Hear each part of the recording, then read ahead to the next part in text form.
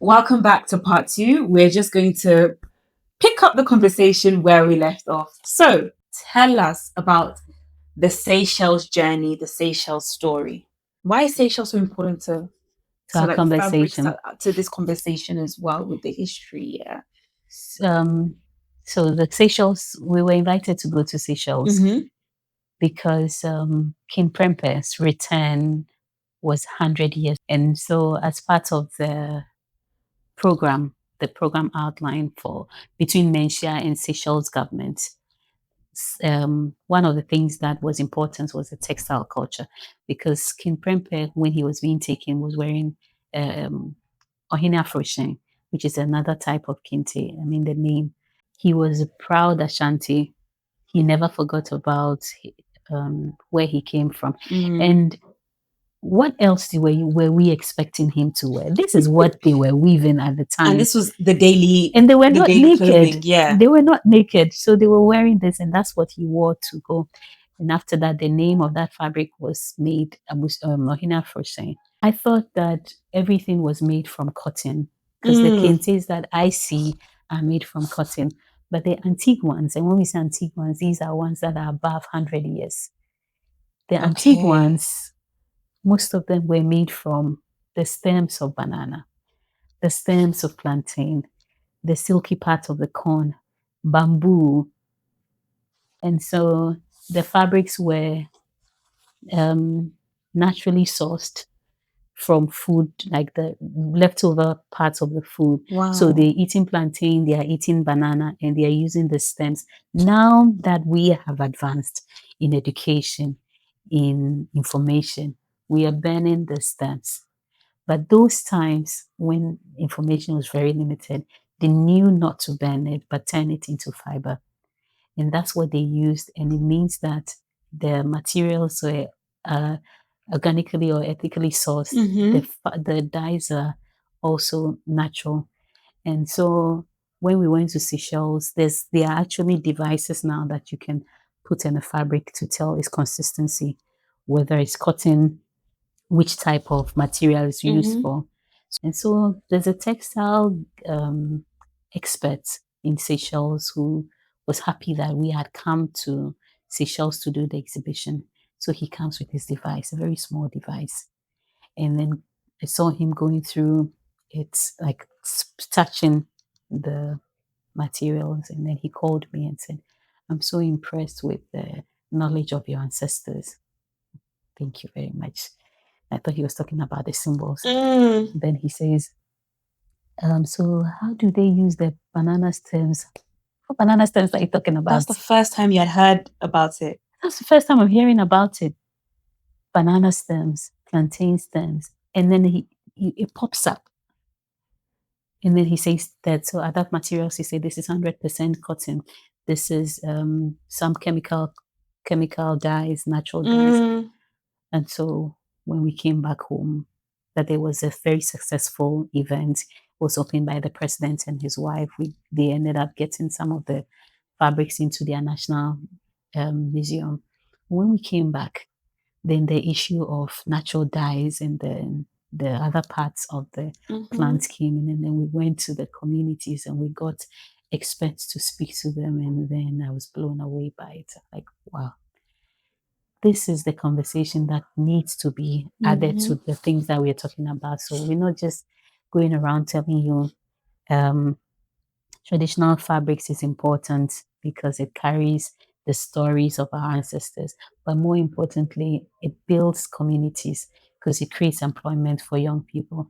Imagine us growing more plantain because we know that the stems are going to be used to make fibers.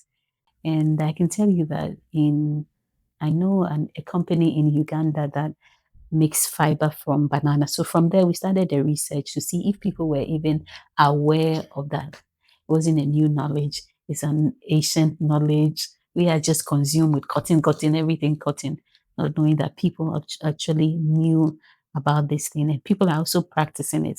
So Uganda and Kenya, there are people who are doing the fibers from stem, the banana stem, the plantain stem, and they are selling it directly to luxury companies in Italy.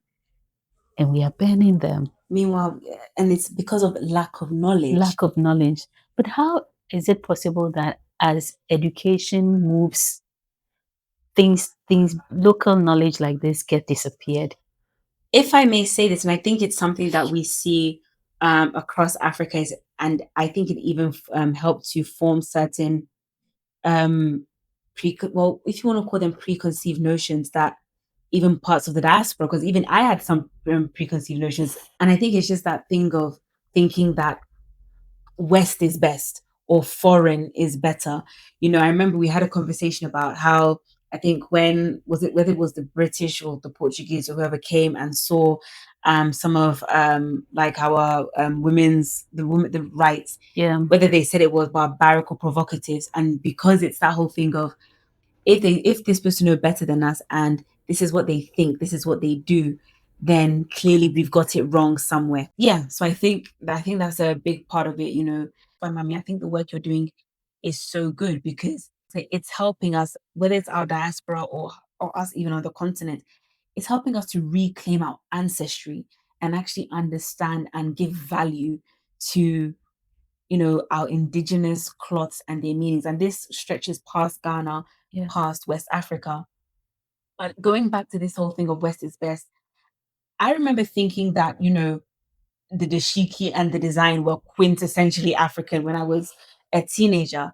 And it was moving back to Ghana that I learned It wasn't. this really isn't. And you told me today that the design is even Portuguese. Yeah. So how did we get there, and how do we combat that being almost the archetype or the standard for dressing African but abroad? So I mean, I personally do not have any problem with it now. When I started the research, I started with wax and fancy prints. And at a point, you'd find people who would say, but this is not ours. This is not for us. And the person who is upset with the wax print is actually in suit. The person who is upset is in a designer shoe. The person who is upset is in a wig. It's Hold on. okay. As in they're upset because it says Holland wax or something. No, they just upset that this is not African and that the African is the kente, is the bogolan. It's okay. I mean, I've come to that point where I respect people's opinion, and so I don't get upset with certain things. But one thing that we have to know is it's all because we don't like to read. That's one of the things that I noticed in doing the research. I realized how little information I even know about what I'm doing currently. So it's just true that the Europeans brought the wax and fancy prints to us. That, at least on the records, that's what it says. Okay. What I do know is what I told you earlier, that we were not naked. We were wearing other things. Egypt, for instance, have always had Egyptian cotton. Yes. For the longest time. And it's right here on the continent. And when you start reading about Nubia, if you start reading about Ghana Empire, you start reading about Mali Empire, you will not reduce yourself into who said what and who didn't say what. Because the people at that time had so much wealth that you cannot tell me that they were naked walking around with gold and showing their bodies because they couldn't afford it. That's not the picture that I know after reading about them. And then I read about things like Somalia, and they have such a beautiful material culture, and it transcends to the other parts of Africa. So that conversation, because we didn't write it formally as everybody wrote their story, we don't have enough evidence. But the same people who said we were naked will tell me about Mansa Musa and tell me that he's the richest man that has ever lived on this earth. So I believe it because at least you have a record of somebody like that. So I take it in a peaceful. I mean, I don't want to even fight for it. But coming to wax print, it is a popular knowledge that it was the Dutch who brought in. Dutch wax, yes. But when I started doing the research, I found evidence of people from Swiss who had also brought it. not in large quantities, because the missionaries were here before the Dutch came. Mm-hmm. And these missionaries were also not naked. They were dressed properly. And they met people who were dressed properly. Maybe not in wax prints or fancy prints. But eventually, the Dutch, at the time when they colonized Ghana, present day Ghana, had also colonized Indonesia. And Indonesians were already into the batik making process. Oh. And when you read further, you find out that Indonesians also learned it from Sri Lankans and Indians. And guess where the Indians learned it from? They learned it from Egypt. And so it's not new to us. We don't have written records, but it's not new. Because if you trace it down to Egypt, it means that it will go around the Nile, it will come to Nubia, and then who knows what is there. The Dutch had developed machines that could print the materials, and the Indonesians didn't like it. And then they brought it to West Africa. And according to the records, their first entry was present day Ghana. Oh, wow. So they brought it. But because people were already into weaving Yes. and clothing, and there's meaning, because we do not write alphabet. We write things in symbols, and we decorate our buildings with symbols.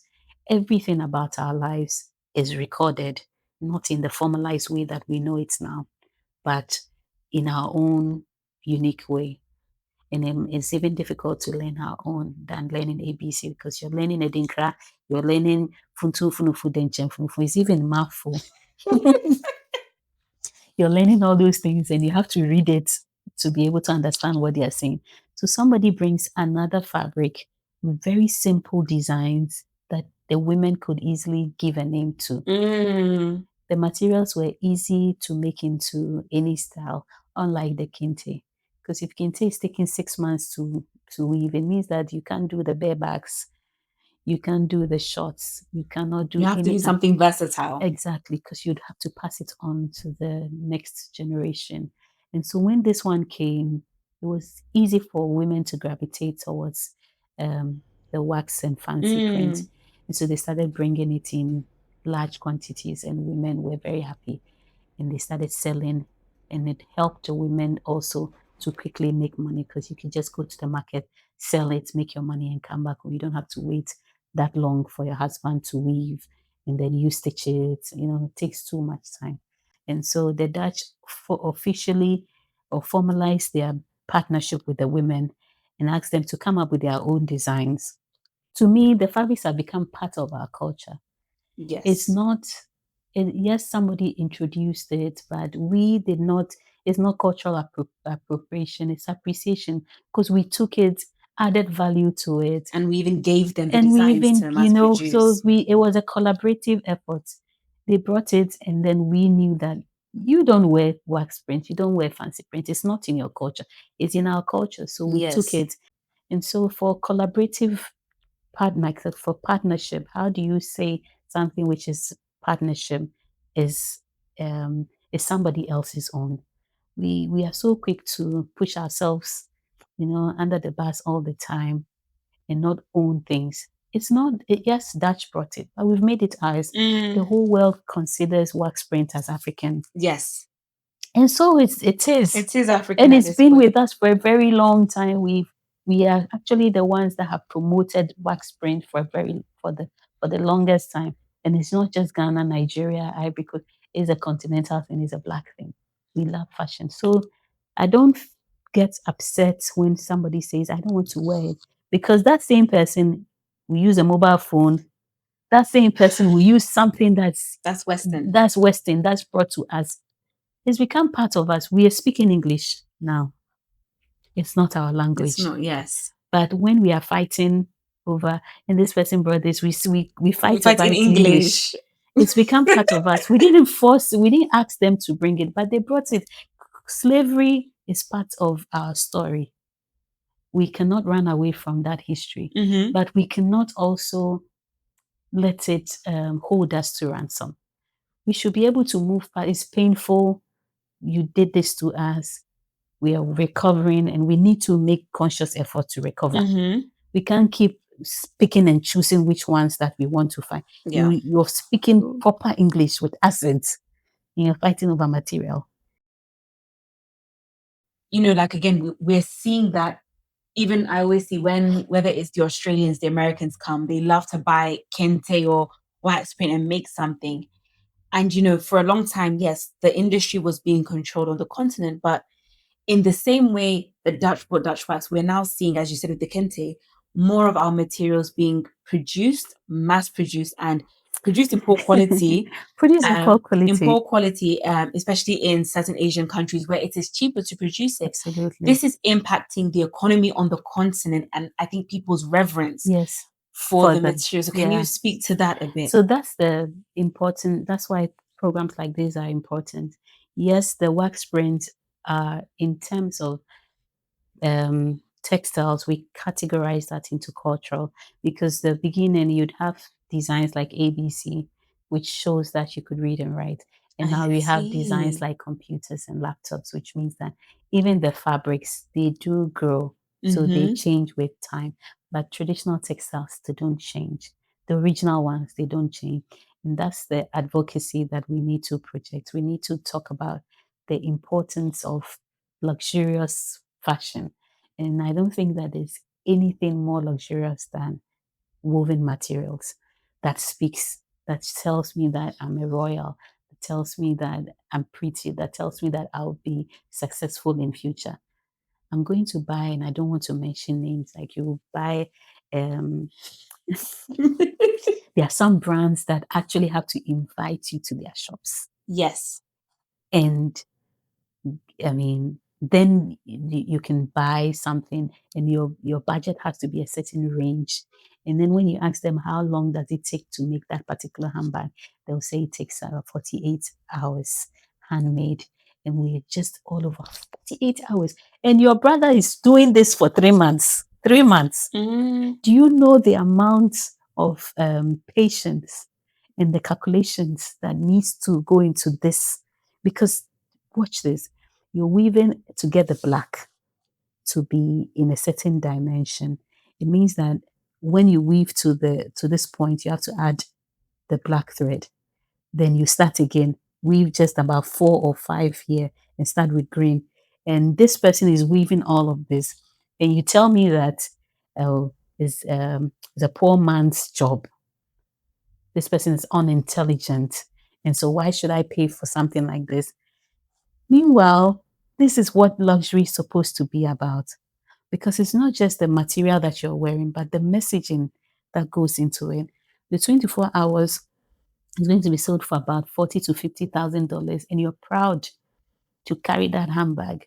That the leather will still, change eventually, and you compare this to that, and you're always not appreciating this. And so people have seen that we don't appreciate what we have. And so they'll make it into decorative pieces for us. And we are the ones that consume it. Sometimes I go to restaurants and people want to be so African and they lay kente down. And that particular kente is saying, if you have problems, send your problems to Ajiman. Ajiman was one of the Asante Hines. And you think that if Ajiman is alive today, he would allow his kente to be used as a tablecloth to eat fufu and banku on it and stain the cloth. We are the same people that do not put value. Other people are putting value on theirs. And we are here. Some people are doing all kinds of things just to get money to go and buy certain brands of bags or shoes and all of that. They've put in the effort to make the brands the way they are. And we, every important thing that we have, we are the same people who take time to destroy it. And then when we finish, we start complaining. So it is in only appreciating what we have and seeing the value and the patience and the how do you call it, skill in doing this, and making sure that the master weaver is paid adequately for his service. Don't cut corners. Because I go to Adahomasi, I go to Bonny, I go to the Volta region, and master weavers are unable to take their children to school. They are unable to take their children to school. They don't have money. So if you ask your child to learn the trade, they will not They will learn learn it. it, and that's how it's dying as well. And that's how it's dying. And that's how people have seen that we don't value what we have. And so they bring in cheaper versions. And we are the same people who would consume it. So UNESCO made it an intangible cultural heritage for humanity. And why would they make it? That means that the fabric is an endangered material. Mm-hmm. And these symbols are what is they're trying to preserve for humanity. But we, the new generation, we want to be part of this conversation, but we are importing kente. And so you realize that the new kentes that you see, they're very beautiful, extremely beautiful, but they are no, the symbols are no more there. UNESCO is even saying that this is an intangible cultural heritage for humanity. The symbols is what makes us unique. The symbol of you telling me that this is a king from Jabin. This is a king from a Suna family. This is a Mm-hmm. Bretio. Because if you see somebody in a Bretio kente, you should be able to tell that this person is not an Asuna. This person is not Tedriana. And Mm-hmm. everything is there. It's not magic. It's not rocket science. But now we can't read. We're doing every other thing but learn who we are. And so they said they've um, they've added it to their list of things that need to be protected, and that means that we have to take advantage. Now it has come to global attention, and we as a people need to work towards making everybody see the importance. So in my small corner, I teach I teach the importance of this because I'd be happy if my children pick it up. I don't want them to also lose it, just like every other thing. So, Maame, if you were to leave our viewers with just a closing message today, what would it be? I'd say that there's no better time to be proud of who you are, especially if you're African, if you're Caribbean, wherever you find yourself. Please be proud of your identity. Wear it like a crown and do not let anybody take that away from you. I've started, I've started enjoying my blackness, and I know that wherever you are, when you start, you'd also be proud as I am now. Thank you for tuning in. I hope you've enjoyed both parts of this very, very important conversation. I'm inspired, I'm motivated, and I hope you are too. And we look forward to seeing you